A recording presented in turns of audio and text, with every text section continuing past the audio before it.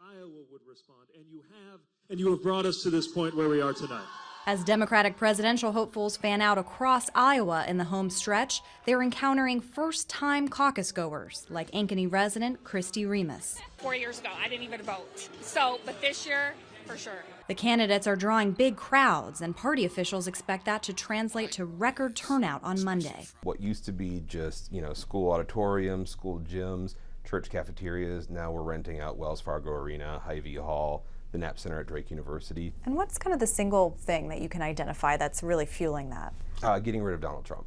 President Trump won Iowa overwhelmingly in 2016, but in the 2018 midterms, Democrats flipped 2 congressional seats, 4 state house seats, and other local offices, all driven by movement in the suburbs. I'm sure. Now they're organized for 2020. We also have this volunteer structure that is so sophisticated that we haven't necessarily had before in our suburbs. All of the women who marched after Trump got elected, all of the women who came together to elect women in 2018 are now running our caucuses. It's created this structure of volunteers that's mostly led by women. That includes Amber Gustafson, a political outsider who came within 3 points of defeating the state Senate Majority Leader in 2018.